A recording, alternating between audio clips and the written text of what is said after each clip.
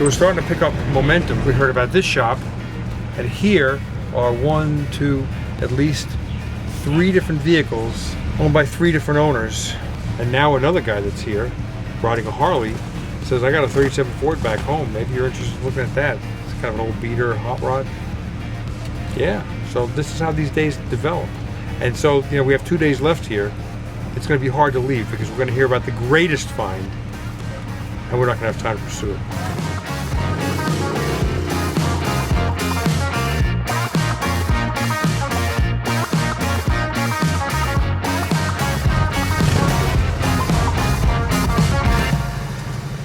Reuben, thanks for letting us come you're welcome. and kind of crash your pad here. This is quite a neighborhood.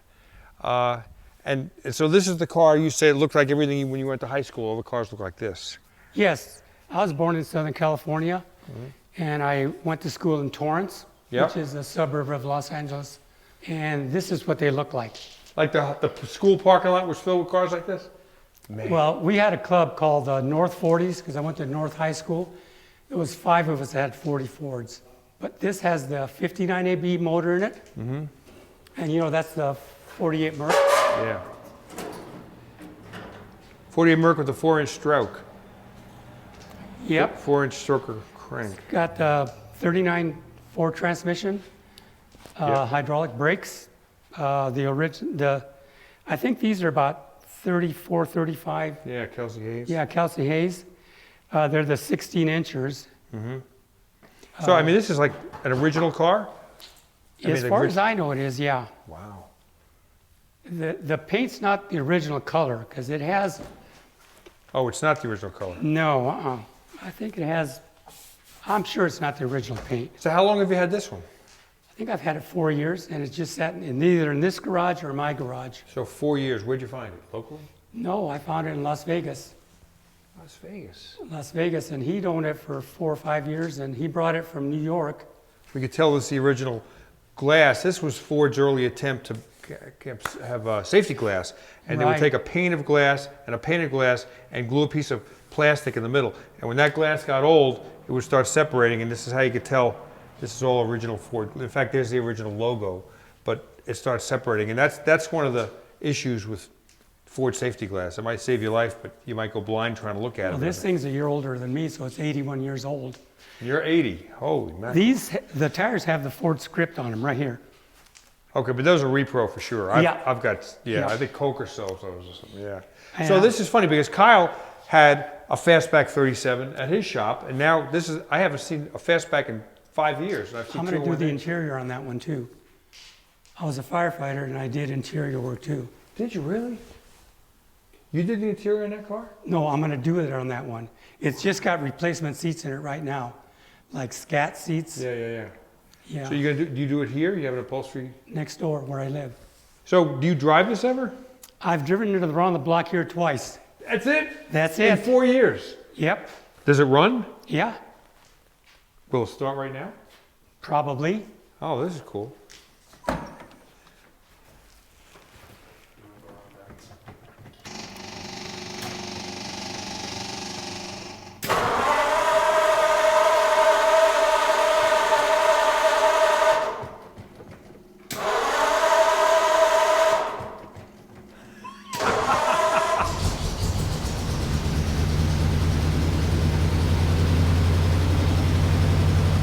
I can smell bad gas.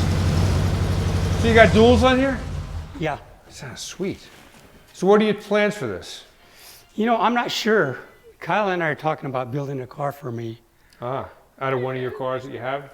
No, probably a new one. I'd probably get rid of this one and the Pontiac and keep my Chop 47. Where do you keep your cars? Next door. Oh, I'd like to see those too. But somebody watching this video may say, wow, that 37 Ford, that's my fancy right there. What would you ask for something like this, you think? Probably 14, 15. That's fair. I'm not sure, what the market is right now. It's got rust in a couple of the normal areas. Yeah. Like I said, it's been sitting like this for a long time. I know the guy in Vegas never drove it. That's a neat car. Well, as we were leaving Reuben's house, he said, "Oh, by the way, I got a friend who lives around the corner, and he loves original type cars, and he's got a few of them. So, and now we have an appointment to go to on Thursday morning. So it's Tuesday now, Thursday morning. I've met so many guys like Reuben. It's really amazing. That's the kind of the California hot rod lifestyle that I always aspired to as a kid. He taught himself how to do upholstery work, welding, chopping tops, building hot rods, and he was a fireman, so that was his full-time career. He's been retired for 24 years and really been fooling around with cars ever since. It's really cool to meet somebody like that. And he's retired here to Utah. I'm glad we bumped into him. He's got some neat cars and neat stories. This is how a day kind of just happens. It just happens. We were getting depressed. Where's the cars? And now we're making appointments for the next 2 days. It's getting too filled. Ha!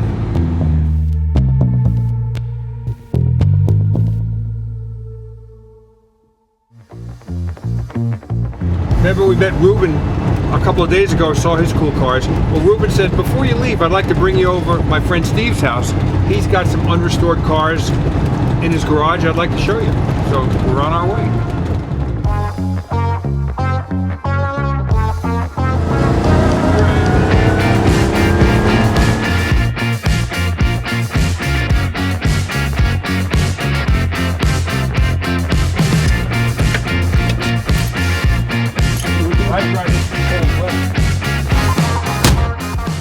Steve Sewell, and thank you for having us here. Well, thank you. And I'm told, even though you've got this beautiful garage with shiny cars, that you've also got rusty, dusty cars. I do. So where might those cars be? They're in the basement. Of course. We had our house built to accommodate about 12 or 13 cars. And then I have a couple of other garages out back that I've got some of. Lead on. Okay, come on in. Oh, look at this. Oh, jeez. Don't even come in here. Oh my God. Gee. This is a cool place. I bet you have neat parties. We do, a few. So this is kind of what we're interested in right here. So Yeah. Can you explain these to us? Yeah, I've tried to do some research on this one, this 23 Huxster. I found one other one that was a mail truck, and that's all I can find. So the Chevys back then were fairly rare. 23 Chevrolet Huxster. Yeah. Okay. So where did you find this one? In a barn. So I found a friend of mine up in Draper, Utah by Salt Lake, had it, and he says, I've got a car that you really need. And he's probably 86 now.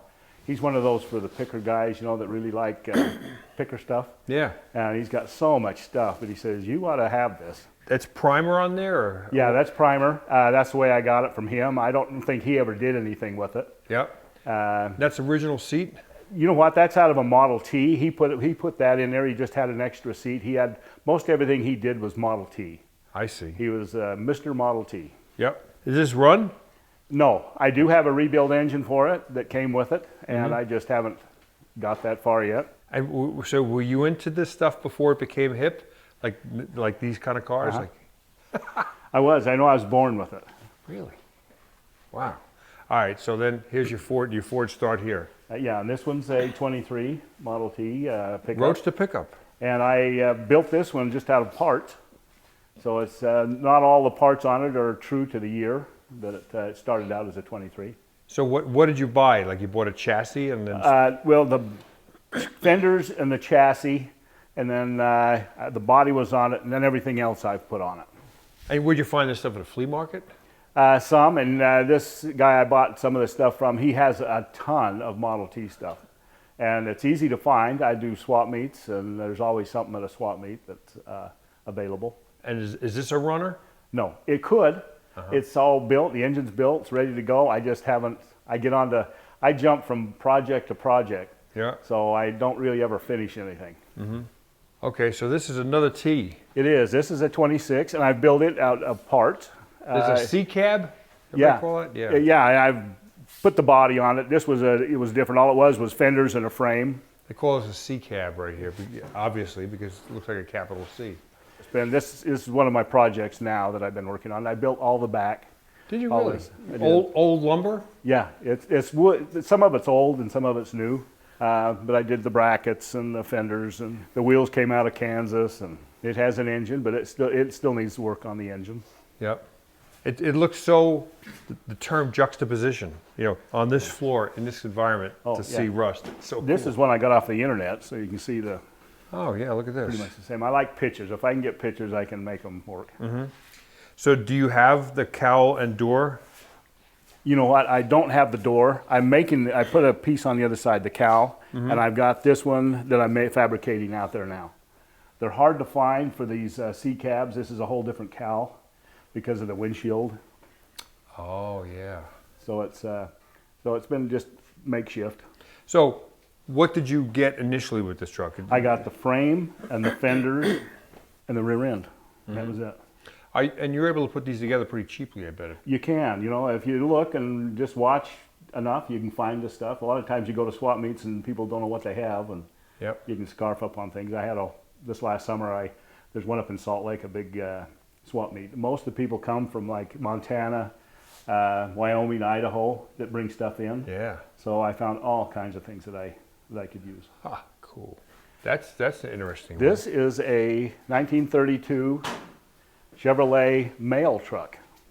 And right behind you is what those pictures there. That's when you found That's where I found it.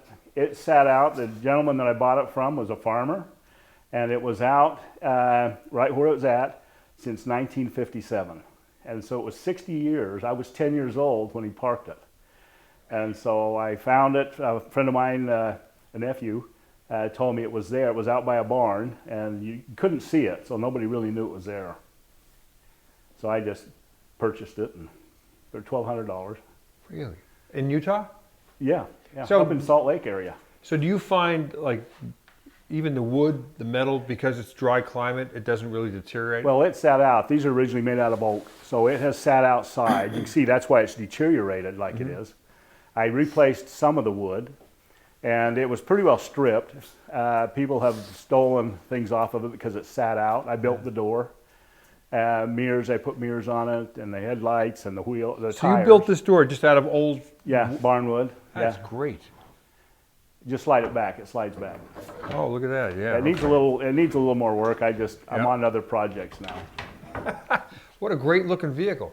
Did it have lettering on the side here? You know what? There's one on this picture here. It was Uncle Sam, like I Want You, and I have the frame that goes on there. I didn't have a picture in it, but I do have the frame. So you could probably get some patina artists to do that. Either that, or I could probably get something off the internet to put in a poster. And then on the back, those doors weren't there. They kind of replaced some of it.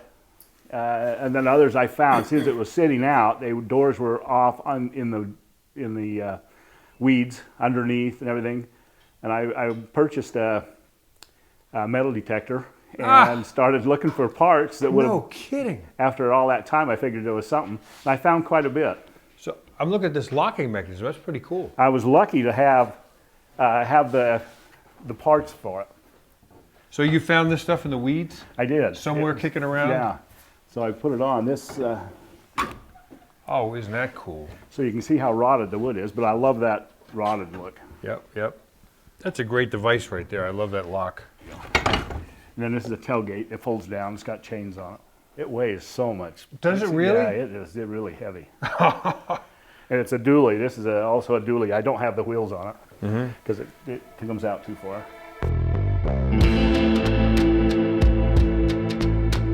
Man, look at all this stuff. A Doodle Bug? That Doodle Bug. I'm making it. I have enough extra parts. Isn't that cool? So a Doodle Bug, for those of you who don't know, back during the Depression, farmers needed to farm their property, but they couldn't afford tractors. But you could afford a $5 or $10 Model T or Model A Ford, and you just chop it down, and that became your tractor. And some of them had dual wheels. Some of them were built out of trucks, and they were heavy duty. Some were just passenger car based. So this didn't start off as a Doodle Bug. You're just building it from scratch. Yeah. Neat. I've got an engine over here for it. Just haven't put it in yet. Now what's the deal with this Lamborghini here? It is a replica. It's about a 91. I put a 350 Chevy in it. Yeah, what a backyard. I mean, what a car show you could have here. So you have these two other cars here, a Beetle and a T-Bird? Yeah. I was going to get rid of it. It doesn't look good. You know, it's all there. No What rust year is or that anything. T-Bird? A 70. 70. And so we just got into it, put a little gas in it. The carburetor was open and nothing on the carburetor, and put a battery in it. And Reuben he was operating the gas into the carburetor, and it started. It just instantly started. Isn't that amazing? After all these years, and I'll bet I've had it probably over 30 years. Over 30 years? Yeah, it's one of those. It's always been a want to do one. The wind blows and blows it off of blows the covers off of it. It's always been out back because it looks so bad. So it's always been behind the garage somewhere. A two-door or four-door? Two-door. And Black interior. Will this be a custom or what will it be? Oh, God. Well, it's a 429. So I don't think it was a custom. Somebody had done something with it when I bought it. It was silver, black vinyl top. But it's over the years has deteriorated. And what's the Beetle's future? I'll probably just get rid of it. And what kind of shape is this in? Not good. You got a title for it? Yes. It's got a Hurst shifter in it and a little racy wheel. Wow, that's got a good floor plan. Did you put that in? No. Oh man, that's a good one. Huh. And the patina, it's got good patina. Yep. It's got a back window. I purchased a lot of this stuff Yep, I see. later. It's got an engine transaxle. Yeah. Well, what would you ask for something like this? Oh, God. 900. Well, you heard it here. $900 for, I mean, if you look at that floor pan, if that's original, that is outrageous. You want to see It's 40 horsepower? I don't know. Yeah, it is 40 horsepower. Single port heads. Well, have we come to the end of the road here? Yes. Yeah. Well, that's pretty good. Nice way to spend a morning. Well, Steve, thanks for getting up early and Oh, you bet. Thank meeting you. us. This is great stuff, man. I always appreciate showing what I've got. But, Yeah. We're leaving St. George now. The Woody is filthy. Not as filthy as that truck, but getting close to it. Got into town not knowing a person, not knowing that there was even a single car here. And actually, for about a half a day, we didn't think there was a car here. Well, here we are 4 days later, going back to Las Vegas, and we've found lots and lots of cars. I mean, I don't want to say hundreds. We found hundreds of cars because we got into a huge junkyard, went into private garages, custom shops.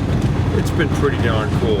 So I think that just goes to prove, initially, you can go to any city or town in the United States, and even initially, if you think there's not something there, keep pounding the pavement. Keep talking to auto parts stores, guys. Keep talking to police officers. Go to repair shops. Go on Craigslist.